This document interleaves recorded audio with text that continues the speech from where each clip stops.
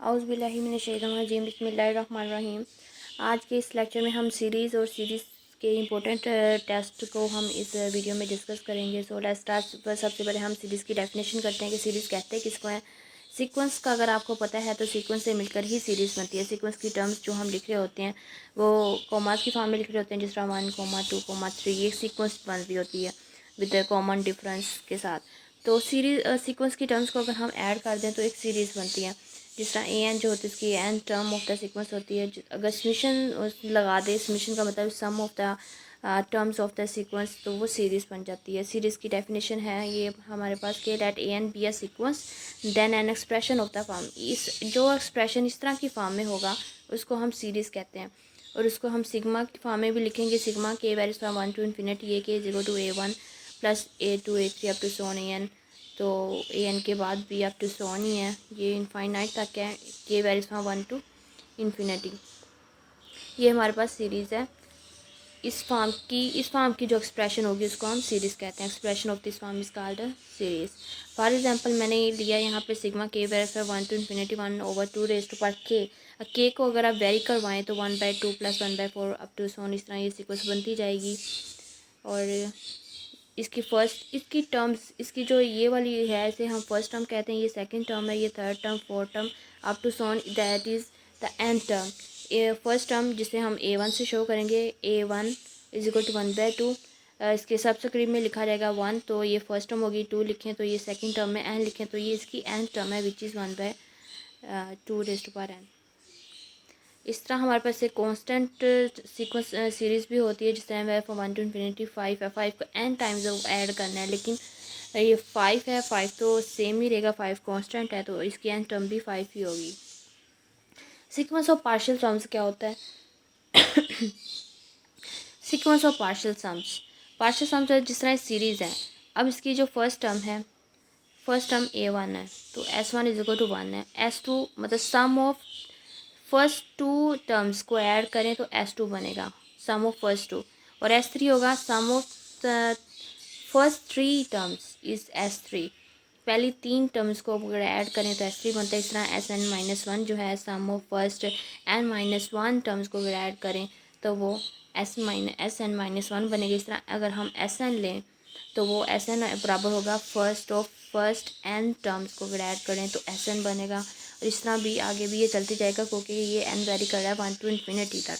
तो ये जो हम लिखा है Sn n varies from 1 to infinity is called a sequence of partial sums. इसको कहते हैं sequence of partial sums for the series an, for the series an के लिए जिस नंबर को Sn कन्वर्ट करेगी, जिस नंबर को मतलब ये पार्शियल सम कन्वर्ट करेगा, जिस नंबर को पार्शियल सम कन्वर्ट करेगा वही नंबर सम होगा गिवन सीरीज़ का। जिस नंबर को मतलब पार्शियल सम कन्वर्ट कर रहा है वही सीरीज़ का सम होगा। सीरीज़ कन्वर्जन, सीरीज़ कब कन्वर्ट करती है? सीरीज़ कन्वर्ट करती है when sequence of partial sum convert. Series तब कन्वर्ट करेगी जब इसका जो पार्शियल सम हमने लिया है, सम ऑफ पार्शियल सम्स, वो अगर कन्वर्ट करेगी। सिमिलरली फॉर डाइवर्जेंट, अगर सीरीज़ डाइवर्ज कर रही है तो कब करेगी डाइवर्ज? जब इसका sequence of partial sum diverge करेगी। इसकी डेफिनेशन देखें। Sigma one varies n varies from 1 to infinity, n is called a convergent to S if sequence of partial sums is convergent to S। इसकी जो मैंने ये उर्दू में लिखा, इंग्लिश में लिखा, इसी को ही डेफिनेशन बना के ये लिखा हुआ है वही चीज़ कि सीरीज़ कन्वर्ज करेगी जब इसका sequence of partial sum converge करेगी। यही चीज़ यहाँ डेफिनेशन में है। Important point to be noted, यहाँ 2 1 इक्वेशन 2 1 मैंने यहाँ इक्वेशंस नाम दिया था इक्वेशन 2। ये इक्वेशन 2 है, ये इक्वेशन 1 है। इक्वेशन 2 में से इक्वेशन 1 माइनस करें तो क्या Sn-1 बनेगी और इज इक्वल टू होगा वो n term of sequence of partial sums बनेगी An। Sn-1 देखें आप, ये सारी टर्म्स जब Sn में से Sn माइनस करेंगे तो ये फर्स्ट टर्म सेकंड टर्म ये सारी माइनस होती जाएंगी, इवन के ये भी सारी माइनस हो जाएगी। तो हमारे पास बचेगा क्या? Sn में से Sn-1 बने, सब्ट्रैक्ट करें फ्रॉम लेफ़्ट साइड तो राइट साइड पे सिर्फ An ही बचेगा और ये एन सीक्वेंस बनेगी, n term of the sequence of partial sums. Convergence sequence है तो इसका मतलब सीक्वेंस बाउंडेड है, this implies that bounded sequence. अगर अनबाउंडेड सीक्वेंस है तो वो डाइवर्जेंट सीक्वेंस, इसका कंट्रा पॉजिटिव आ जाता है।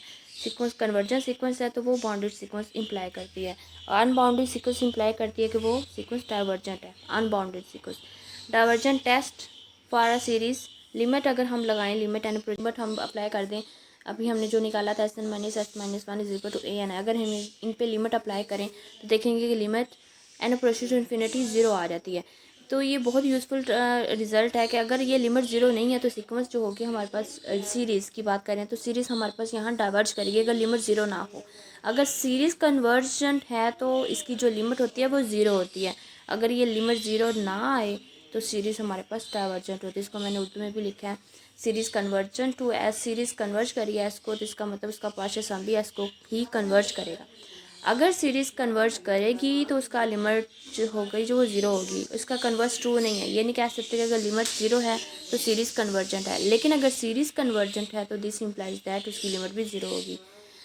और कंट्रा पॉजिटिव इसका ट्रू है, मतलब कि अगर लिमिट ज़ीरो नहीं है तो सीरीज़ डाइवर्जेंट है। ये भी अभी मैंने अभी बताया था, ये इम्पोर्टेंट है, आप टिप समझ लें इसको कि कॉमन रेशो जो हम निकालते हैं ज्योमेट्रिक सीरीज़ की, अगर उसका मोड लेस देन ज़ीरो आता है तो वो कन्वर्जेंट सीरीज़ होती है।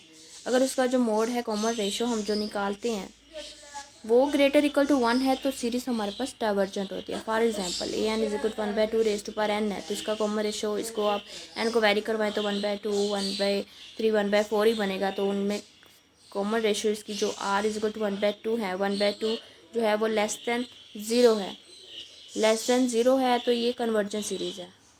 लिमिट अगर इस पर अप्लाई करें तो ये convergent is equal to zero आएगी, तो ये कन्वर्जेंट होगी हमारे पास series. S n is equal to one by two, one by four up to so on हमारे पास ये बनेगी। इसका सम ऑफ इनफाइनाइट सीरीज़ का हम सम किस तरह निकालते हैं, ए ओवर माइनस आर, और ए वन जो होती है इसकी फर्स्ट टर्म होती है और आर इसकी कॉमन रेशो होती है। कॉमन रेशो इसकी वन बाई टू बन रही है, one by to minus one by two, one by to over one by to बनेगी इज इक्वल टू वन बनेगा, तो ये कन्वर्जेंट है। अब मैंने वैसे भी रिजल्ट से भी बता दिया कि उसकी लिमिट जो है वो ज़ीरो आती है तो सीरीज़ कन्वर्जेंट है। मैंने यहाँ कन्वर्जेंट आपको शो भी कर दिया है कि ये सम जो है अगर पार्शियल सीरीज़ कन्वर्जेंट तो जिसका पार्शियल सम भी कन्वर्ज वैसे ही होता है, मतलब ये कन्वर्ज कर रही है वन को। ये फार्मूला लिखा है S n is equal to sum किस इनफाइनाइट सीरीज़ का कैसे निकालते हैं, a one over a one minus r. A one उसकी फर्स्ट टर्म होती है, जिस तरह ए वन यहाँ वन बाई टू था तो वन बाई टू को नोमिनेटर में लिखा, डिनोमिनेटर में वन माइनस आर है और आर यहाँ पे वन बाई टू है, कॉमन रेशो। ये सीरीज़ है कि one by two raise to power k है, सम इनफाइनाइटली मैनी टर्म्स है। सम इसका क्या मतलब होता है, सम इनफाइनाइटली मैनी टर्म्स का सम क्या होगा अगर हम इसका सम निकालें, तो two raise to power n है हमारे पास। नेक्स्ट ये तो डाइवर्जेंट है क्योंकि इसका जो कॉमन रेशो आर है वो टू है और टू जो है वो ग्रेटर दैन ज़ीरो है तो ये डाइवर्जेंट होगी। तो ये कांस्टेंट है तो ये डाइवर्जेंट है क्योंकि इसका जो कॉमन रेशो है वो इसकी लिमिट हमारे पास ये कांस्टेंट है और इसकी जो लिमिट है वो ज़ीरो नहीं है। अगर हम इस पर लिमिट लगाएं तो वो ज़ीरो नहीं आएगी। अगर लिमिट ज़ीरो नहीं है तो सीरीज़ हमारे पास डाइवर्जेंट होती है। अभी हम डाइवर्जेंट टेस्ट पढ़ के आए हैं। नेक्स्ट क्वेश्चन है हमारे पास एक sigma n value from one to infinity है, five n square plus three n plus two over three n square plus square root n four five n q four n square plus n plus one. तो हमने check करना है कि क्या ये converge करती है या डाइवर्ज करती है। तो हम ये देखें कि लिमिट अप्लाई करेंगे, सबसे पहले लिमिट लगा के इसकी डाइवर्जेंस चेक करेंगे। अगर लिमिट ज़ीरो नहीं आती तो हम कह देंगे ज़ीरो आ जाती है। अगर इसकी लिमिट ज़ीरो नहीं आती तो हम कह देंगे ये डाइवर्जेंट है। लिमिट ज़ीरो आ जाती तो कहेंगे ये कन्वर्जेंट है। हम लिमिट टेस्ट लगा के इस पर चेक करेंगे। लिमिट लगाएंगे तो हम लिमिट के लिए सिर्फ ऊपर से इसकी लीडिंग टर्म ले लें फाइव एन स्क्वायर और नीचे से leading term three n square अकेला या थ्री एन स्क्वायर ले लें और इसमें लीडिंग टर्म देखे तो रेज़ टू पावर फोर है और स्क्वायर रूट से ख़त्म होकर एन स्क्वायर बच जाएगा। तो three n square plus n four n square होगा, फोर फाइव एन स्क्वायर और four n square is equal to five by four which is not equal to zero. That mean अगर limit अगर zero नहीं आई इसका मतलब sequence series जो है हमारे पास वो डाइवर्ज करती है। नेक्स्ट है sigma one over n plus one n plus two, ये लीनियर फैक्टर्स में आ गए तो हम इसका पार्शियल फ्रैक्शन कर सकते हैं। लीनियर फैक्टर्स आ गए हैं तो अगर इसकी पार्शियल फ्रैक्शन आप करें तो a over n plus one, b over n plus two और इसको सोल्व करें तो 1/(n+1 - 1/(n+2)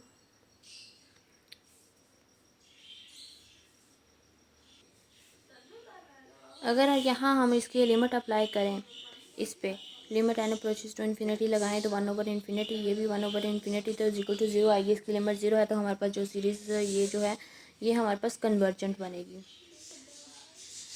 तो नेक्स्ट है टेलीस्कोपिक सम का concept. Sn = an + a2 + a3 up to so on. हमारे पास सम ऑफ n टर्म्स आ रहा है, इनफाइनाइटली टर्म्स का n सम है। सम ऑफ n टर्म्स है, इसकी अगर हम n को वेरी करवाते जाएं, इसमें ये जो अभी हमने निकाला था 1/(n+1 - 1/(n+2), इसमें n को वेरी करवाएं तो पहले n = 1 लेंगे तो 1/(1+1 2 1/2 इसकी फर्स्ट टर्म बनेगी, माइनस अगर n यहाँ लगाएं तो 1, तो ये 2 + 1 3 1/2 - 1/3, अगेन 2 लगाएं 2 + 1 3 1/3 माइनस, तो यहाँ अगर 2 लगाएं 2 + 2 4 1/4, फिर नेक्स्ट प्लस 1/4, इस तरह ये चलती जाएगी 1/2 - 1/3 1/3 -1/4 1/4, ये इस तरह चलती जाएगी n टर्म्स तक। तो देखिए -1/3 + 1/3 कैंसिल हो जाएगा, -1/4 + 1/4, उस दरम्यान वाली सारी टर्म्स कैंसिल आउट हो जाती हैं सिवाय फर्स्ट एंड लास्ट टर्म के। और ऐसी सीरीज जिसकी फर्स्ट और लास्ट टर्म बचे, बाकी दरम्यान वाली सारी टर्म्स उसकी कैंसिल आउट हो जाएं, तो इसको हम कहते हैं टेलीस्कोपिक सम। Sn = 1/2 - 1/n+2। तो ये हमारे पास टेलीस्कोपिक सम बन गया। अगर हम इस पर अगर लिमिट अप्लाई करें ये तो 0 हो जाएगी, 1/2 बचेगा। अभी मैंने कहा कि ये जो सीरीज़ है, अभी ये वाली जो सीरीज़ है कन्वर्ज करती है, इस पर लिमिट अप्लाई करें तो वो 0 आ जाती है, कन्वर्ज करती है। और इसको किसको कन्वर्ज करती है, तो ये 1/2 को कन्वर्ज करेगी। ये मैंने उर्दू में लिखा है, जिसकी फर्स्ट और लास्ट टर्म के दरमियान वाली सारी टर्म्स अगर कैंसिल हो जाती हैं, सिर्फ दरमियान वाली सारी कैंसिल हो जाएं फर्स्ट और लास्ट वजह, इसको टेलीस्कोपिक सम कहते हैं। और लिमिट अप्लाई करने से 1/2 आंसर आ जाता है और ये 1/2 को कन्वर्ट करती है, या फिर इसका जो सम है वो 1/2 है। फाइंड सम, अगर नीचे हमें एक सीरीज़ दी गई और पूछा कि इसका सम फाइंड करें। फाइंड सम इफ़ एग्जिस्ट, अगर एग्जिस्ट करता है इसका सम फाइंड करें। तो हम इसके क्या करेंगे, कुछ टर्म को हम इसको डिलीट कर सकते हैं, इसकी जो कुछ टर्म्स को हम ऐड करके इसका निकाल लेंगे सम। और नेक्स्ट ये जो सीरीज़ बाद में इसको भी ऐड करके इसका भी सम निकाल लेंगे। अब डिलीटेड हम कुछ टर्म्स को डिलीट करके भी निकाल सकते हैं, या फार्मूला लगता है कोई फार्मूला अप्लाई कर देंगे। जिस तरह 10/3 हमारे पास एक सीक्वेंस बन रही है, लेकिन ये कोई सीक्वेंस मतलब कोई पैटर्न नहीं बन रहा। -2 है, फिर -3 -5 ही आ जाता है। इन -2 -3 के दरम्यान डिफरेंस जो है वो 1 आ जाता है। तो नेक्स्ट 3 के बाद 2 आ जाता है, फिर 5 आ जाता है। ये कोई पैटर्न सही पैटर्न नहीं बन रहा। तो हम इसका देखें तो 10/3 10/9 10 कॉमन ले तो 1/3 1/9 1/27 कॉमन रेशो हम निकालेंगे। ज्योमेट्रिक सीरीज़ बन रही हैं, तो इस पर हम फार्मूला लगाएंगे a/1/m1 - r। तो इसकी फ़र्स्ट टर्म जो है 1/3 है और कॉमन रेशो r जो है वो <1 है, तो ये हमारे पास कन्वर्ज करेगी। और किसको कन्वर्ज करेगी वो हम निकाल लेते हैं। 1/3/2/3 = 5 बनता है। अब 5 को डिलीटेड टर्म्स में ऐड करके हम पूरी सीरीज़ का सम निकाल लेंगे। 5 plus sum of deleted terms. Deleted terms हमारे पास ये थी, इन सबको ऐड कर लो। -2 -3 -5 -5 -10 -10 -10 -20 20 50 70 70 एंड 100 -170 आ जाएगा। 170 + 5 = -165 आएगा। नेक्स्ट है कि सम आल्सो कन्वर्ज, क्योंकि इसका सम जो है -165 निकला है, तो also convergent because some is find, क्योंकि सम मिल चुका है। तो ये सीरीज़ जिसका हमने सम फाइंड किया है ये कन्वर्जेंट है। और किसको कन्वर्ज करेगी, ये -165 को ही कन्वर्ज करेगी। पॉजिटिव टर्म सीक्वेंस या सीरीज़। पॉजिटिव टर्म सीक्वेंस क्या होती है, ऐसी सीक्वेंस या ऐसी सीरीज़ जिसकी सारी टर्म्स ही पॉजिटिव हो तो पॉजिटिव टर्म सीक्वेंस हो जाएगी। आर सीक्वेंस एन और सीरीज़ जो हमारे पास ए एन है इस called a positive term sequence और सीरीज़ इफ़ उसकी सारी टर्म्स जो हैं वो >0 मतलब पॉजिटिव हो। For all n belongs to n, अगर सारी टर्म्स पॉजिटिव हो तो पॉजिटिव टर्म सीक्वेंस होती है। फॉर एग्जांपल अब पॉजिटिव टर्म सीरीज जो हमारे पास an है इस कन्वर्जेंट, वो पॉजिटिव टर्म सीरीज हमारे पास कब कन्वर्ज करती है, if and only its sequence of partial sum is bounded. अगर उसका sequence of partial sum bounded है तो सीरीज हमारे पास पॉजिटिव टर्म सीरीज जो है वो कन्वर्ज करती है, इफ़ एंड ओनली की कंडीशन के साथ है। ये बॉन्डेड है तो कन्वर्जेंस सीरीज है, कन्वर्जेंस सीरीज है तो वो बॉन्डेड है, उसका पार्शियल सम बॉन्डेड होगा। नेक्स्ट इंपॉर्टेंट थ्योरम है कि a n approaches to a है और b n approaches to b है। Then for any real number alpha and beta, हम दो सीरीज़ को, ये सीरीज़ है ए एन, दूसरी सीरीज़ है मेरे पास बी एन, इन दोनों सीरीज़ को मैं कैसे हल कर सकती हूँ। इन दोनों अल्फ़ा बीटा कोई भी हमारे पास कोई यानी रियल नंबर है, alpha times A N plus करें या ऐड करें या सब्ट्रैक्ट करें उनको, बीटा टाइम्स बी एन है तो उनके जो स्केलर्स हैं हम बाहर कॉमन भी ले सकते हैं, ए एन बी एन की हम लिमिट निकाल के, और अल्फ़ा टाइम्स ए प्लस बीटा टाइम्स बी भी हम इसको कर सकते हैं, चाहे सब्ट्रैक्शन के साथ हो चाहे वो एडिशन के साथ हो। नेक्स्ट थ्योरम है इस हमारे पास, अगर हमारे पास जो फर्स्ट ए एन सीक्वेंस है या सीरीज़ है वो डाइवर्ज कर रही है तो बी एन कन्वर्ज कर रही है तो उनका जो सम होगा वो भी डाइवर्ज ही करेगा। एक सीक्वेंस डाइवर्ज है दूसरी कन्वर्ज है तो उनका सम भी डाइवर्ज ही करेगा। Cauchy's criterion for convergence of series क्या है कि अगर ए एन हमारे पास कन्वर्जेंट है, इफ़ एंड ओनली उसका पार्शियल सम भी कन्वर्जेंट होगा, ये हम ऑलरेडी डिस्कस कर चुके हैं। तो ये काशी क्राइटेरियन है कि अगर हमारे पास पार्शियल सम काशी है तो जो हमारे पास सीरीज़ है वो भी काशी हुई होगी।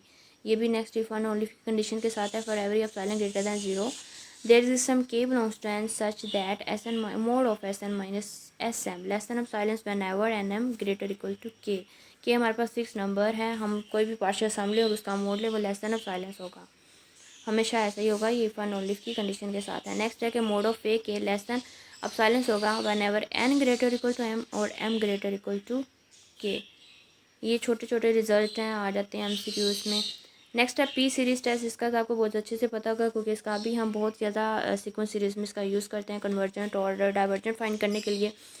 तो देखें कि हमारे पास ये सीरीज़ हो इस तरह की फॉर्म में हो कि सम हो 1/n⁻p हो, कोई भी यहाँ पी कोई भी प्राइम नंबर हो सकता है, प्राइम नंबर नहीं कोई भी नंबर हो सकता है। अगर वो नंबर ग्रेटर देन 1 है तो सीरीज़ हमारे पास जो 1/n⁻p है और वो p जो है वो ग्रेटर देन 1 कोई भी नंबर हो, 2 3 4 5 कुछ भी हो सकता है। अगर ये p जो है हमारे पास ग्रेटर देन 1 है तो वो हमेशा कन्वर्जेंट सीरीज़ होगी, ये इससे बनने वाली जो सीरीज़ होगी। अगर जो ये p है इसकी जो पावर है वो लेस दैन इक्वल टू 1 है तो वो डाइवर्ज करेगी, लेस दैन 1 है या 1 है तो वो डाइवर्ज करेगी, ग्रेटर देन 1 है तो कन्वर्ज करेगी। बस आपने ये दो रिज़ल्ट याद रखने हैं। अगर 1/n⁻p फॉर्म में कुछ सीरीज़ हो तो आप ये p सीरीज़ टेस्ट लगा के उसकी कन्वर्जेंट डाइवर्जेंट बता सकते हैं, सिर्फ बता सकते हैं कि कन्वर्ज करती है डाइवर्ज करती है, आप सिर्फ ये बता सकते हैं, ये नहीं बता सकते कि किसको कन्वर्ज कर रही है। अगर p इक्वल टू 1 लें तो 1/n बनेगा और ये इसे हम हार्मोनिक सीरीज़ कहते हैं। अगर p इक्वल टू 2 लें तो 1/n² बनेगा और ये कन्वर्जेंट है क्योंकि इसका जो 2 है वो ग्रेटर दैन 1 आएगा और ये कन्वर्जेंट तो है, और इसको हम ये स्पेशल एक रिज़ल्ट बनता है, इसको हम आइलर सीरीज़ कहते हैं। ज्योमेट्रिक सीरीज़ क्या होती है, सीरीज़ r⁻n किसी कॉमन रेशो जो r की पावर में लेते जाएँ तो पूरी एक सीरीज़ बन जाती है। तो ये सीरीज़ कब कन्वर्ज और डाइवर्ज करेगी, इसकी common ratio greater less than 1, common ratio less than 1 हो, कॉमन रेशो लेस देन 1 है तो कन्वर्जेंट है, और इसकी किसको कन्वर्ज करेगी, इसकी कन्वर्जेंस हम फाइंड करते हैं s is equal to a/1 - r formula लगा के। फर्स्ट टर्म an यहाँ लिखना चाहिए था, an/1 - r, अभी हम फाइंड भी कर चुके, इसका यूज़ भी करके आए हैं। सम ऑफ इनफाइनाइट सीरीज़ भी हमने मालूम किया या कन्वर्जेंस भी हमने मालूम की इनफाइनाइट सीरीज़ की a/1 - r फार्मूला लगा के। फॉर आर अगर मोड इसका लेस देन 1 हो उसके लिए हम इसकी, क्योंकि मैंने कहा कन्वर्जेंट है, अगर उसका जो कॉमन रेशो वो लेस देन 1 है, कन्वर्ज करती है तो हम उसकी कन्वर्जेंस निकाल सकते हैं ना कि किसको कन्वर्ज कर रही है। लेकिन सीरीज़ ही अगर डाइवर्जेंट हुई तो फिर हम ये नहीं करेंगे, सीरीज़ हम डाइवर्ज करेगी, उसका जो मोड है अगर ग्रेटर इक्वल 1 आ जाए या ग्रेटर दैन 1 आ जाए तो सीरीज़ जो होगी वो डाइवर्ज करेगी। सिर्फ कन्वर्जेंस हम निकालते हैं कि किसको कन्वर्ज कर रही है, और डाइवर्जेंट है तो फिर हम उसका जो कॉमन रेशो होगी वो ग्रेटर इक्वल टू 1 होगी। नेक्स्ट पी सीरीज़ टेस्ट अभी मैंने डिस्कस किए हैं। पी सीरीज़ टेस्ट यही कहा कि पी अगर ग्रेटर दैन 1 है तो कन्वर्ज करती है, लेस दैन इक्वल टू 1 है तो ये डाइवर्ज करती है। Therefore series is convergent for p greater than 1 and series is divergent for p less than equal to 1। Note है कि ये सारी इसकी जो पावर्स हैं वो लेस ग्रेटर दैन 1 है, n2 n3/2 n⁻3 up to so on, ये सारी कन्वर्जेंट सीरीज़ है हमारे पास ये सारी। और ये 1/n 1/n⁻1/2 1/3 ये सारी इसकी जो पी है ये इक्वल 1 है या लेस दैन 1 है, तो ये सारी सीरीज़ जो है हमारे पास ये डाइवर्ज करती हैं।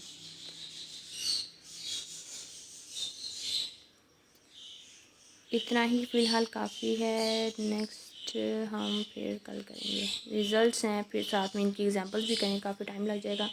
सो फ़िलहाल थैंक यू। नेक्स्ट वीडियो के लिए आप तैयार रहिएगा। नेक्स्ट टाइम कंपैरिजन टेस्ट और इनकी एग्जांपल्स सारा देखेंगे। ये इम्पोर्टेंट रिज़ल्ट्स हैं, एग्जांपल्स के साथ सारा कवर करेंगे। Thank you.